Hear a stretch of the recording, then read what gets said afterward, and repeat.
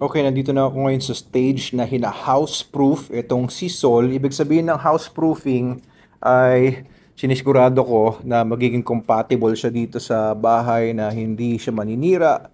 Ayan. So, hinuhuli ko lang siya na gumawa ng mali para ma-correct ko siya. Hindi naman kasi maituturo sa aso na wag gawin ng isang bagay unless mahuli mo siya na ginagawa niya yung isang bagay na yun. Kagaya kanina, yung basahan na yun, yung microfiber na basahan na yan, eh nilagay niya sa bibig niya. Uy, snap!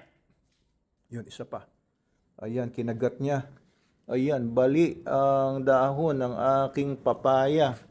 So, nahuli ko siya isang beses, yon nagalit ako, sinigawan ko siya, and nalaman niya, oops, pagka kumagat pala ako noon, ng ganyang dahon ay magagalit pala itong si Doc Abel. Oo, yun din, nung hinahawakan niya yan sa bibig niya, nung yan, kinuha niya yung basahan niya sa bibig niya, sinigawan ko rin siya. So, ganun lang naman yun para i-houseproof mo yung aso, no? Kailangan talaga bantayan mo siya. Hindi mo muna siya papabayaan na umiikot-ikot, gumagala-gala sa bahay mo hanggang hindi pa siya mga houseproof, mga 2 to 3 weeks yan.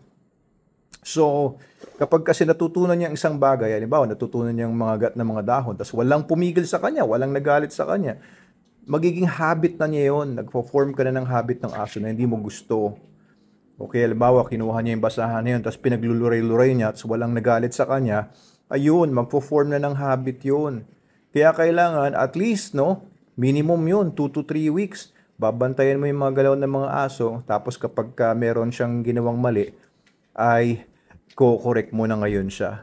Of course, there's also techniques na para hindi niya sirain halimbawa ang mga tsinelas o mga sapatos or furniture. Yung iba may nilalagay ng mga spray, no, maaanghang. Pwede mag-spray na maanghang, magdurog ka ng sili, sprayan mo yung mga paa ng mga ano mo ng ang tawag diyan, upuan, o furniture, o motorsiklo mo, kung may nakaparadang motor sa loob ng bahay mo or sa garahe mo, tapos nandun yung aso. So you could use that, no? Spray ng mga sili para pag nasubukan niya, madadala yung aso.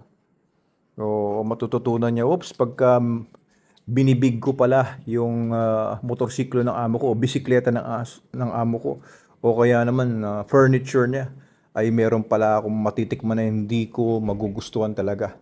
Siyempre, madadala talaga yun, no? Parang sobrang masasaktan siya. Pero hindi naman ikamamatay ng aso kapag nadilaan niya o napunta sa bibig niya ang sili. Or iba, may mga ibang chemicals na nilalagay.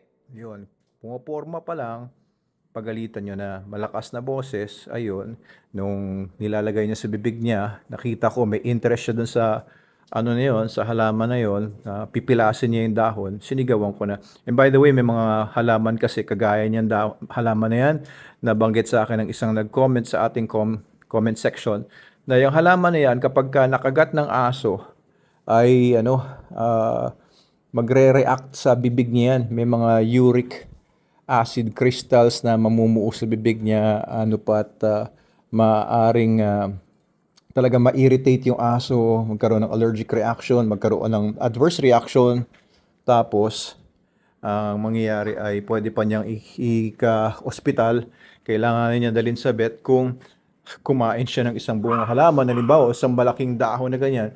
So may mga halaman na talagang poisonous. Ano, bukod dyan sa ganyang klaseng halaman, marami pang iba. Nabanggit ko yan sa isang vlog ko. Yung mga 20 na mga halaman.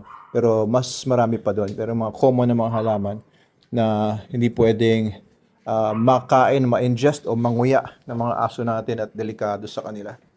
So, syempre, gusto natin yung mga magkaroon tayo ng mga alaga mga aso. Pero of course, these are animals and they are descendants of wolves, no? Hindi basta mga animals to.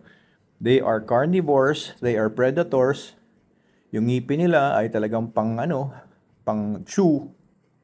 Hindi lang chew ng damo, kundi talagang panira, no? So, hindi sila basta-basta mga hayop na pababayaan mo lang sa bahay. So, houseproof. If you have a new puppy, i-houseproof niya na as early as possible. Huwag niyo munang hahayaan na paikot-ikot pagala-gala sa bahay ninyo nang hindi pa siya houseproofed. Kagaya nito si Sol, kagabi, pinalaya ko na siya sa cage niya, pero doon sa zipline, no, nakatali siya doon para limitado ang galawan niya.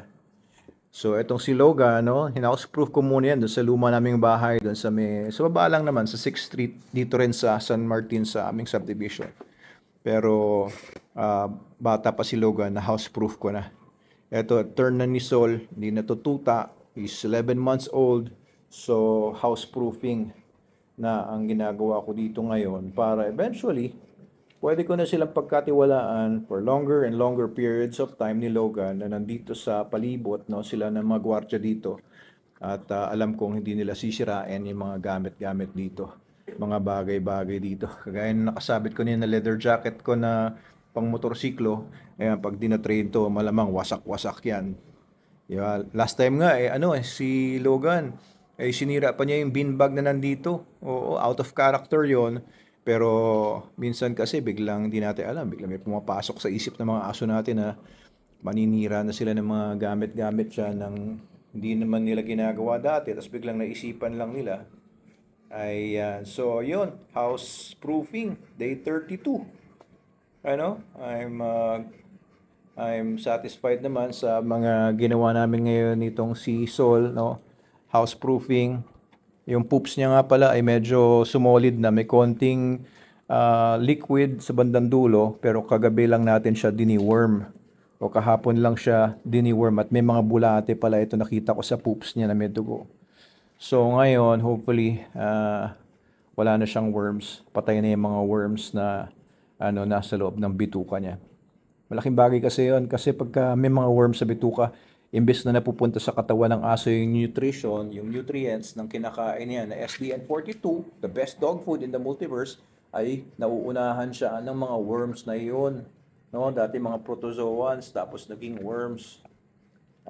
Tapos yan, ugali niyan, lahat na makita niya, pati yung mga tubig-tubig dito kanina, may mga naiiwang mga tubig-tubig, dinidilaan niya, diyan siya umiinom. Oo. So, kailangan talaga bantayan to para mga bata pa ito, hindi pwedeng iwan na mag-isa. Kailangan talaga nakabantay ang magulang. And syempre, wala naman sila magulang dito. Tayo ang magulang ng mga yan. Diba? Wala kang katapusang parenting. Ayan. So, bago ito maging super dog talaga itong si Sol, katakot-takot na, education ang kailangan nito. Hopefully, maging protection dog natin to, no? Nag-post ako kanina kung gusto niyo pa ng daily updates. Sabi niyo, oo, sige. Huwag kayong magsasawa, Panoorin niyo ng panoorin. Paki-share din, paki-follow din ating mga videos dito sa ating mga channels. So, update ko kayo hanggang maging protection dog na natin to si Sol. Ite-training ko to maging protection dog. Oo, makikita niyo rin yung step by step na gagawin natin dito. Kaya mo bang maging protection dog? Super dog na kumakain ng SDN. Ayan, baka ipatrain natin sa Manalo K9 University sa Manalo Resort Hotel, or dito na natin gawin. Papuntahin ko na lang dito yung isa sa mga trainers ko para maging decoy at magdadala siya ng equipment dito para dito gawin sa bahay ang training ni Sol. Ayan, dati training ko rin si Logan pero hindi masyado. Tignan natin kung maganda i-train to sa protection kasi pagka marunong na kumagat ang isang aso, syempre parang baril na yan, no? Liability niya, kailangan kontrolado mo yan. Hindi pwedeng nakakawala yan na biglang lalabas sa gate at pwede mangagat ng ibang tao. So, a protection dog is like a gun, kaya kailangan na may mga safety precautions din tayo dyan. Yun lang muna, guys. Have a great week ahead. Monday bukas, start of work ulit. Sana maging productive ang ating buong sanlinggo at magmamayo na, no? This week, May 1, holiday. Baka gusto nyo magpunta sa Manalo Resort Hotel, doon kayo mag-outing, magkakabarkada, magkakapamilya, at napakaganda po sa Manalo Resort Hotel. Ang dami nagpunta over the weekend. Thank you sa lahat ng mga nagpupunta. Yun lang muna, guys.